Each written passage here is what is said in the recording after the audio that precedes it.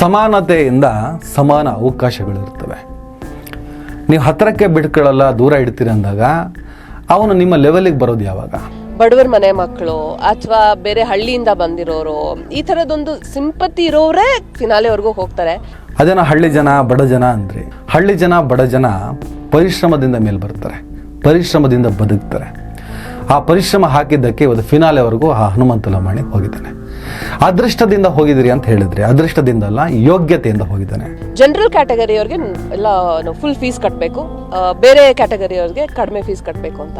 ನಾವು ಎಷ್ಟೇ ಓದಿ ದಬಾಕಿದ್ರು ಕೆಲಸ ಸಿಗುವಾಗ ಫಸ್ಟ್ ಅವ್ರನ್ನ ಕನ್ಸಿಡರ್ ಮಾಡ್ತಾರೆ, ನಮ್ಮನ್ನ ಕಡೆಗಣಿಸ್ತಾರೆ. ಮೀಸಲಾತಿ ಅಂದ್ರೇನು? ಮೀಸಲಾತಿ ಯಾಕೆ ಬೇಕು? ಮೀಸಲಾತಿಯಿಂದ ಈ ದೇಶದಲ್ಲಿ ಯಾವ ರೀತಿಯ ಬದಲಾವಣೆಗಳಾಯಿತು? ಇದರ ಸಣ್ಣ ವಿವರವನ್ನು ಜನರಲ್ ಕ್ಯಾಟಗರಿ ಹಂಸ ಅವರಿಗೆ ನಾನು ಹೇಳಬೇಕು ಅಂತ ತೀರ್ಮಾನ ತಗೊಂಡಿದ್ದೀನಿ.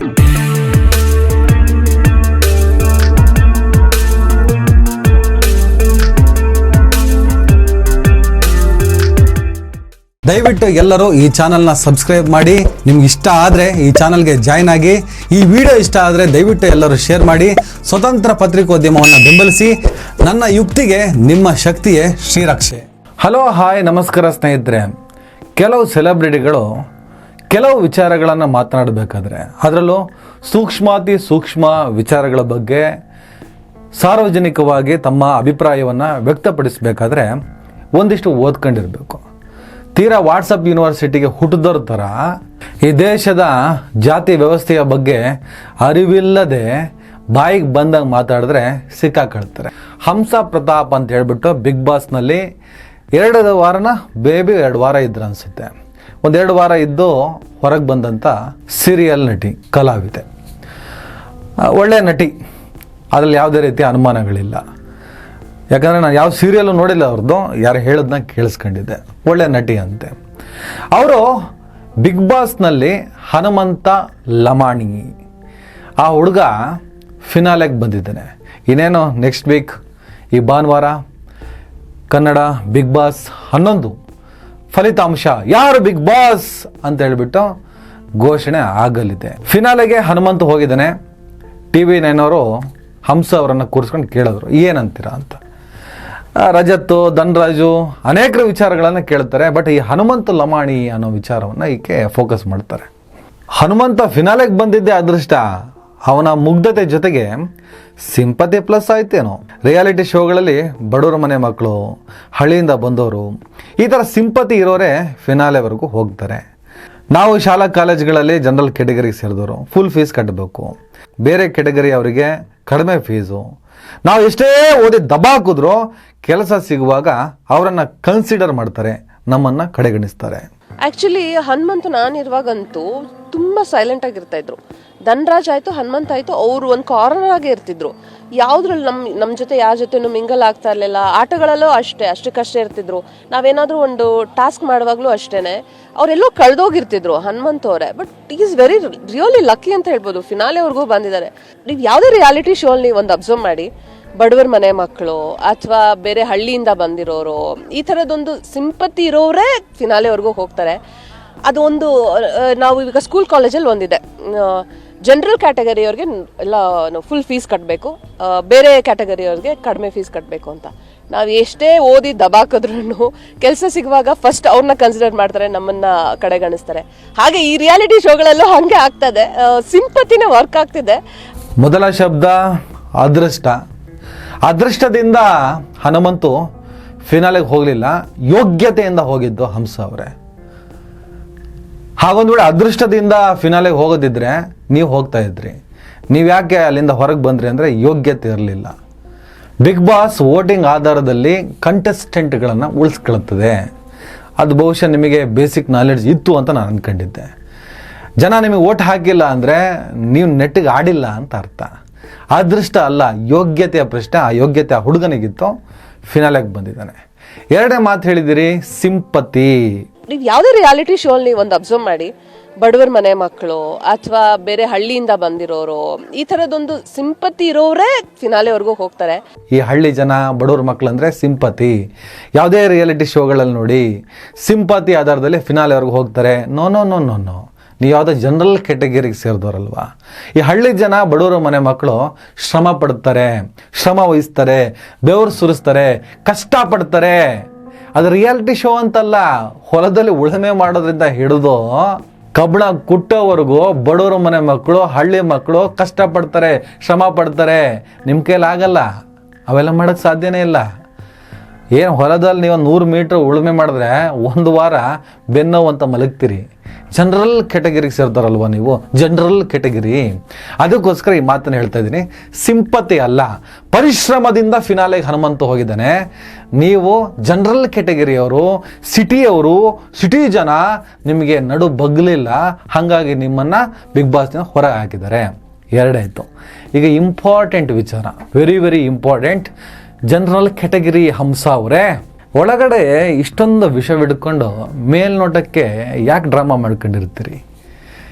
ಹಳ್ಳಿ ಜನ, ಬಡ ಜನ ಅಂತ ಹೇಳ್ತೀರ. ನಿಮ್ಮ ಸೀರಿಯಲ್ ನೋಡೋದು ಯಾರು?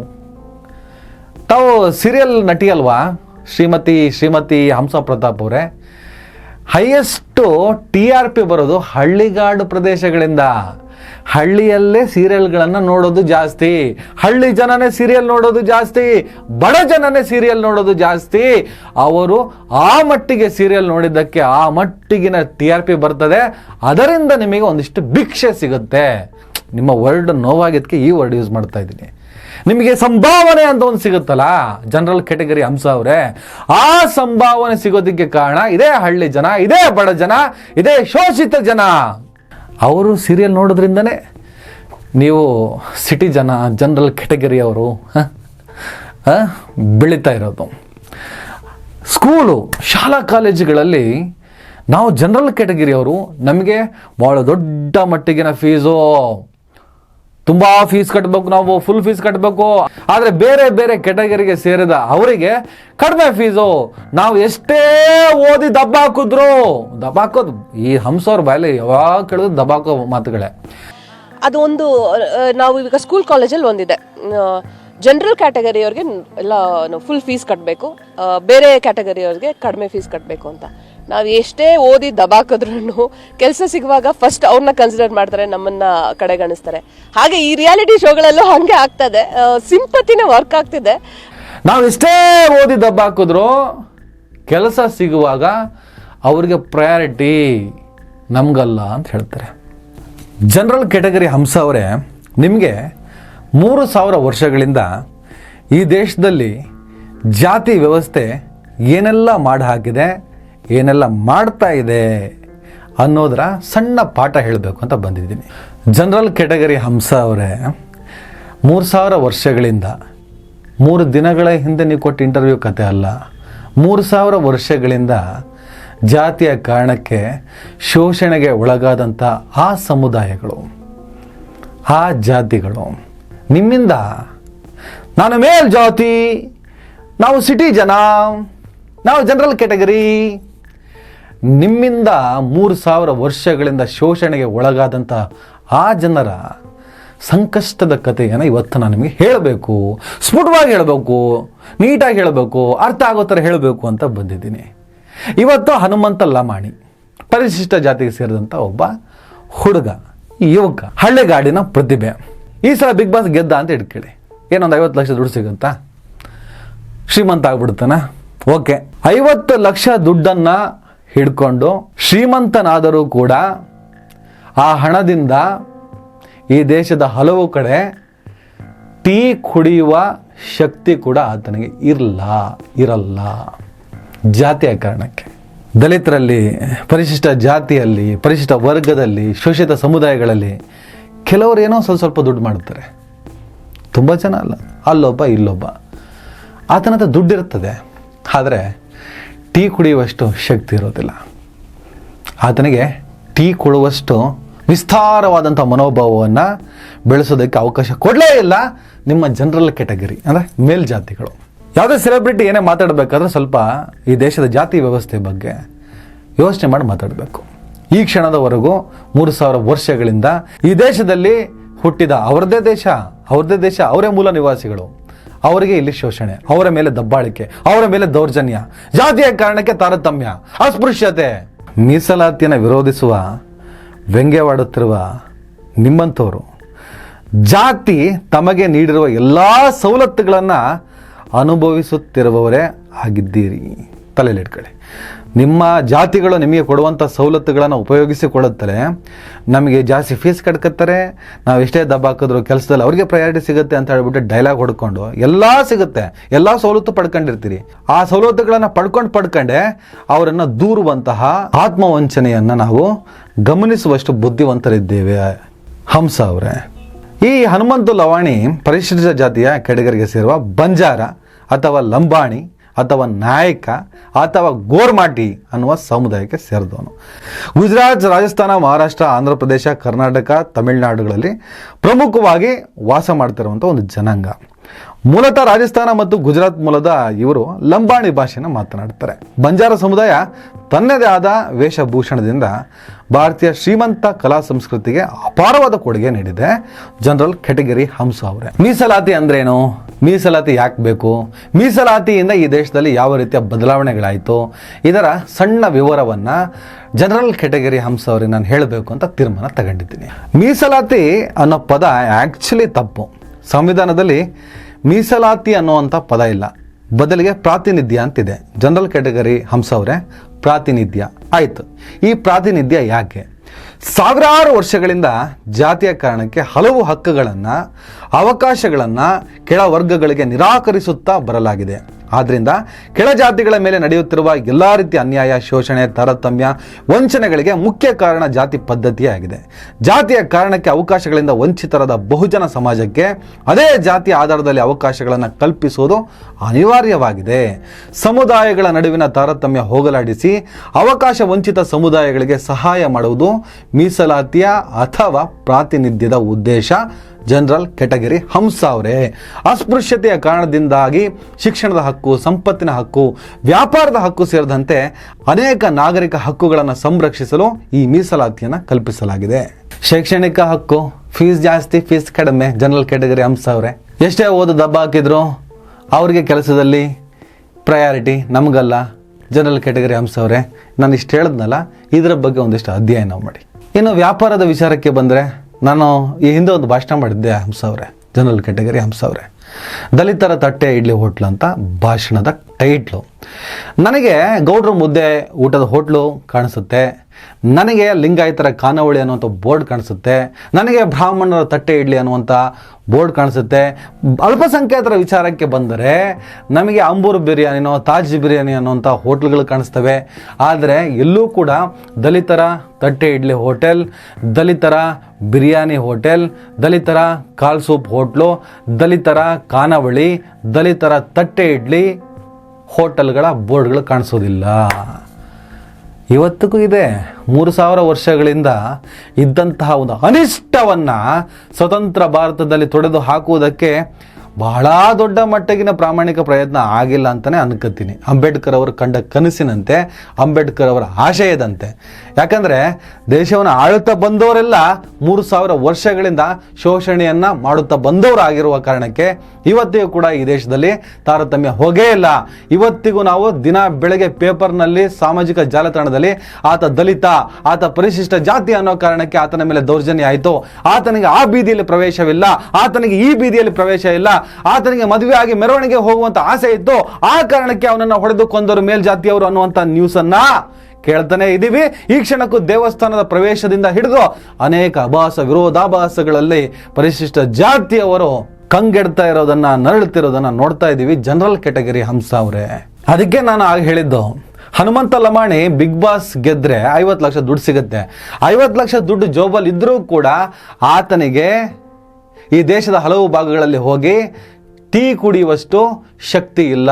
ಆ ಮಟ್ಟಿಗೆ ಜಾತಿ ಕಾರಣಕ್ಕೆ ಆ ಸಮುದಾಯಗಳನ್ನು ದೂರ ಇಟ್ಟಿದೆ ಈ ವ್ಯವಸ್ಥೆ, ಅರ್ಥಾತ್ ಜನರಲ್ ಕೆಟಗರಿ ಹಂಸ ಅವರ ವ್ಯವಸ್ಥೆ. ಇನ್ನು ಮೀಸಲಾತಿ ಎಲ್ಲಿವರೆಗೂ ಬೇಕು ಅನ್ನೋ ಪ್ರಶ್ನೆಯನ್ನು ಬರ್ಬೋದು ಜನರಲ್ ಕೆಟಗರಿ ಹಂಸ ಅವರೇ ನಿಮಗೆ. ಎಲ್ಲಿವರೆಗೂ ನಮ್ಮ ಶಾಸಕಾಂಗ, ಕಾರ್ಯಾಂಗ ಮತ್ತು ನ್ಯಾಯಾಂಗಗಳ ಎಲ್ಲ ವಿಭಾಗಗಳಲ್ಲಿ ಮೇಲ್ಜಾತಿಯವರೇ ತುಂಬಿಕೊಂಡಿದ್ದು ಎಲ್ಲವನ್ನ ಅವರೇ ನಿಯಂತ್ರಿಸ್ತಾರೋ. ಈಗಷ್ಟೇ ಜಸ್ಟ್ ಹೇಳಿದೆ ನಾನು, 70 ವರ್ಷಗಳಿಂದ ಈ ದೇಶವನ್ನು ಆಳುತ್ತಿರುವಂಥ ವ್ಯವಸ್ಥೆಗಳೆಲ್ಲ ಮೇಲ್ಜಾತಿಯ ವ್ಯವಸ್ಥೆ.